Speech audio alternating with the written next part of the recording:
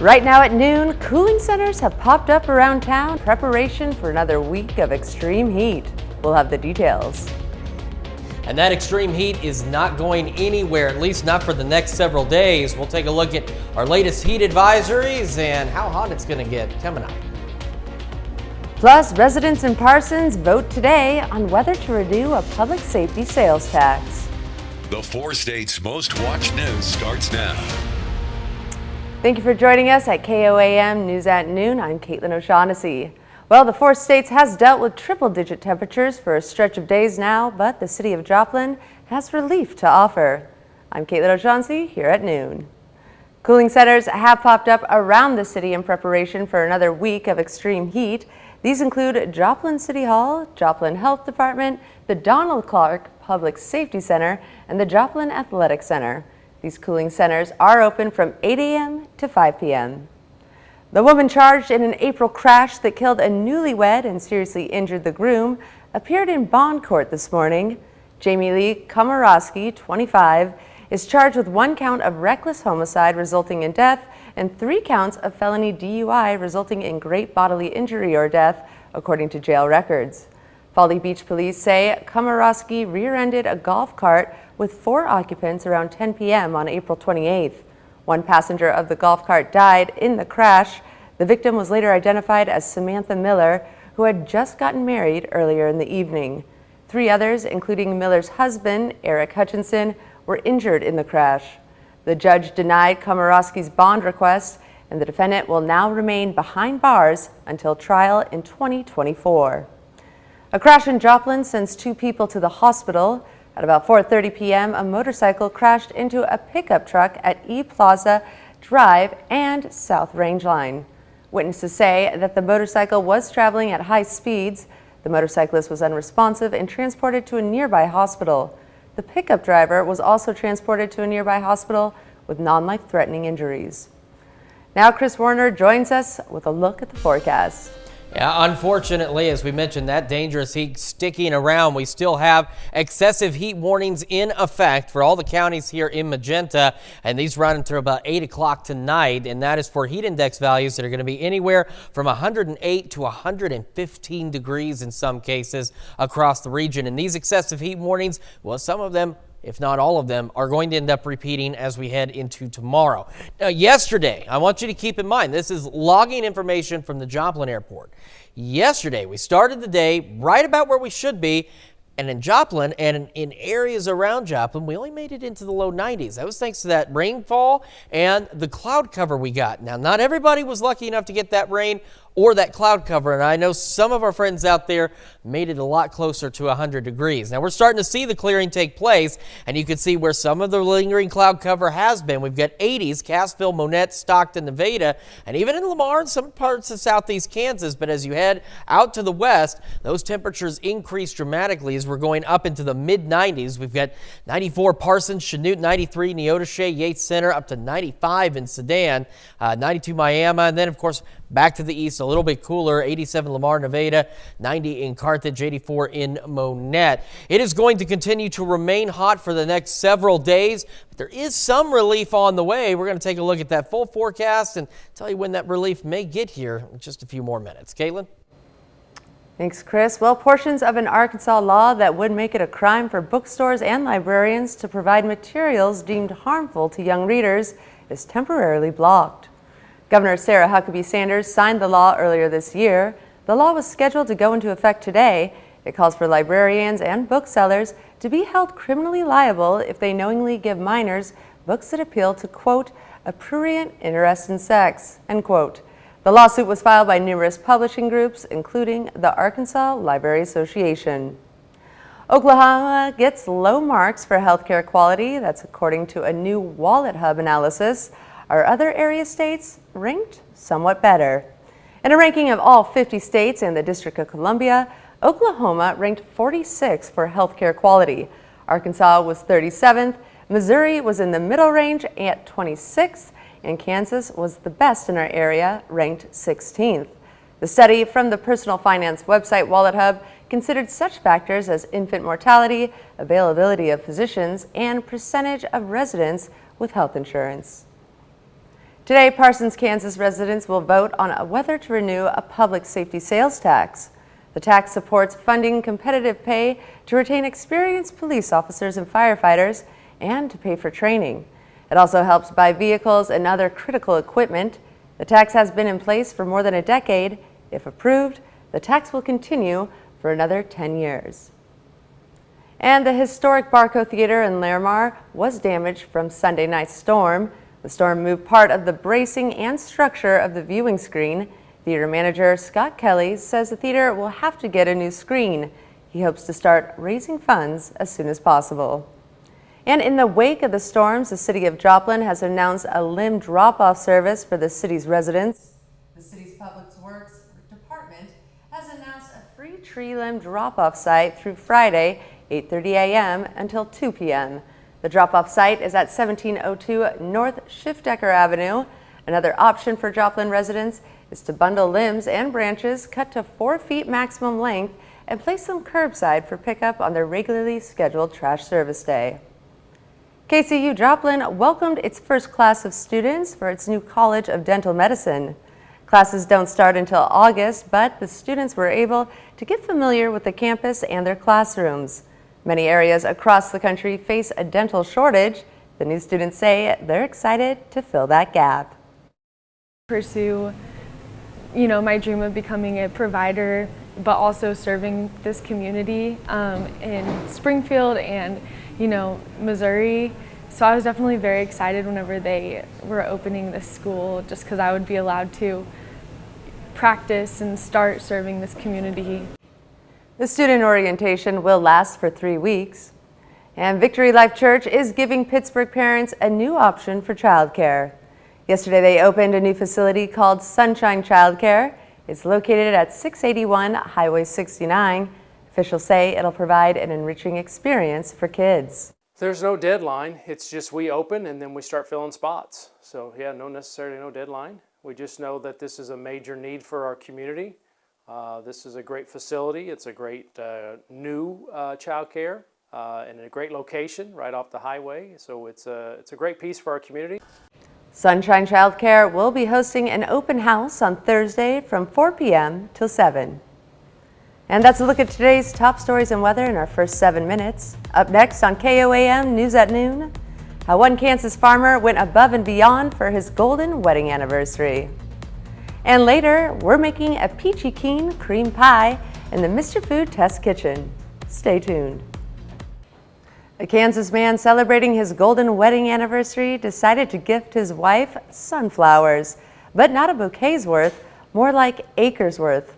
Abby Ray has the surprising amount of flowers he planted for her. Sunflowers. As far as the eye can see, one couple's love story leads them to a field of flowers. Lee Wilson decided to farm a different kind of crop than he usually does this season for a very special reason. So we're celebrating our 50th wedding anniversary, August 10th, and what's a guy get his gal on their 50th? And I put a lot of thought into it, and she always liked sunflowers, and I thought this is the year to plant sunflowers. So we planted her 80 acres of sunflowers.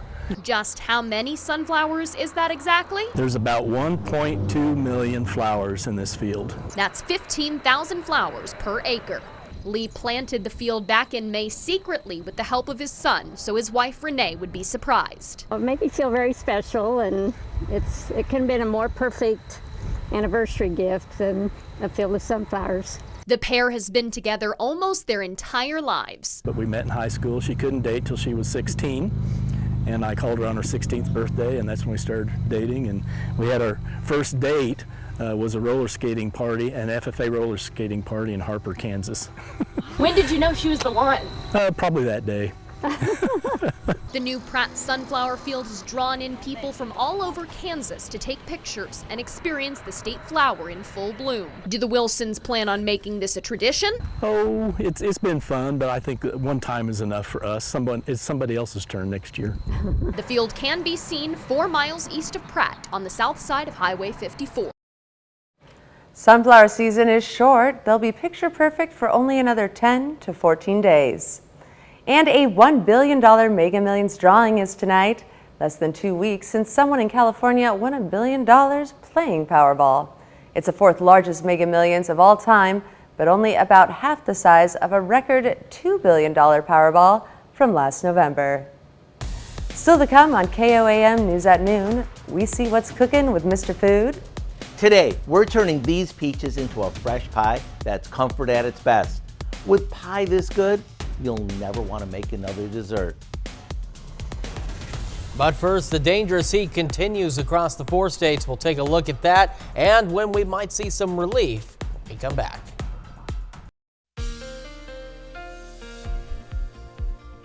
Welcome back to the KOAM News at Noon. I do not need to tell you it's hot if you have been outside at all today, because you are already well aware that it's hot. But if you're wise and you were watching this morning and you stayed indoors, then you may not know how hot it is, other than you know your air conditioner hasn't shut off for the past 4 or 5 hours. Let's go ahead and take a look outside. This is MoDOT camera at 20th and Range Line, looking back off to the south. It is hazy, it is hot, it is humid, it is unpleasant outside, but this camera doesn't really show you much of that other than the haziness. And from the our camera rather, here at the KOAM studios just north of Crestline, you can see some clouds out there. You can see that haze out there. You can see the sun shining off the top of that car. It is hot, and that is why we yet again have excessive heat warnings for a good portion of the area through 8 o'clock tonight, and they'll be back again tomorrow as well, with these heat index values anywhere from 108 up to the potential 115 degrees out there. So we are talking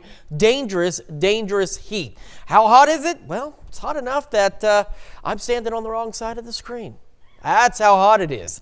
91 in Joplin. Now keep in mind, this morning at 5 a.m. we were in the 80s with a heat index. It's even worse now. 91 feels like 97. That dew point is 70. Humidity is at 50%, and just a few clouds out there, not enough to block the sun from heating things up. Over in Pittsburgh, a wee bit cooler, but when you factor in the humidity and that dew point, doesn't really make much difference. 89 feels like 94 out there. And then take a look. So we talked about the storms this morning. We actually had a few showers pop up. Some of us have been under some residual cloud cover, like Monette, 84, 83 Stockton, 87 in Nevada, Lamar. Then you head out west. For those of us who have not been under any residual cloud cover, 93 Yates Center, Neodesha, 94 Chanute, Parsons, 95 in Sedan.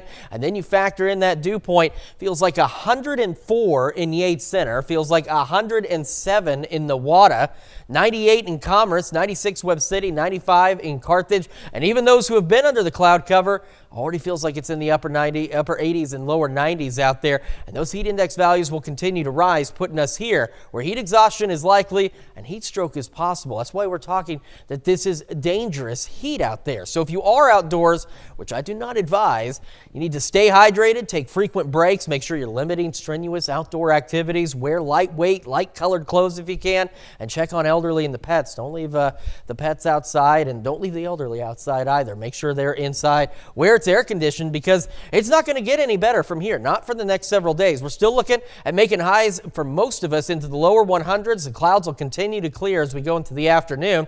The chance of a pop-up storm that we talked about this morning, it's gone pretty much to zero out there, unfortunately. Mostly clear through the evening. And we're still mild, upper 70s overnight. And as we look ahead, triple digits hang on all the way through Friday. We're looking at 104 Wednesday, 105 on Thursday, 100 on Friday. Partly cloudy skies, still very low chances of a pop-up storm between Wednesday and Thursday. Then we head into Saturday, still hot, 98 degrees. Then we get rain chances increasing Sunday and Monday, and our temperatures finally take a break from this oppressive heat and drop back into the upper 80s and lower 90s. So yeah, that's still warm. That's still a bit on the toasty side, but that is nothing compared to 105 degrees. So at least once we get through the next few days, we do have some relief on the way, but we got a lot of 100-degree readings to get through between here and there. Wow, Chris, that sounds pretty amazing. Yeah, and 89 degrees is going to feel great compared to 105. Absolutely, absolutely. Well, stick around. We're making peachy keen cream pie in the Mr. Food Test Kitchen after the break. It's now time to check in with Howard and the Mr. Food kitchen staff. Today he's making an easy pie recipe that's a slice of Southern heaven. It's called peachy keen cream pie. Take a look. This is the time of year that fresh peaches are pretty much available everywhere at some really reasonable prices. And that means we can turn them into cobblers, add them to our smoothies, or best of all, use them in all sorts of baked goods, like the creamy, dreamy pie that we're making today. We start by lining a pie plate with either a homemade or refrigerated pie crust and fluting the edges. Now, in a small bowl, we combine some brown sugar, flour, a touch of cinnamon, and a pinch of salt. After giving this a stir, we add some fresh cream and give it a mix. Now, we fill our pie crust with a good amount of sliced fresh peaches and pour the cream mixture over them. After baking it and letting it cool at room temp, into the fridge it goes until it's time for dessert. Right before serving, finish it with dollops of fresh whipped cream and thin slices of fresh peaches for an even fancier look. This pie is everything we love about fresh summer dessert. To get the recipe for our Peachy Keen Cream Pie, all you have to do is visit our website. I'm Howard with Kelly in the Mr. Food Test Kitchen, where today we found a peachy delicious way for you to say, ooh, it's so good. To find this recipe and many others, simply go to our website at KOAMnewsnow.com and click on Mr. Food. And now, here's a look at the 4-state market prices.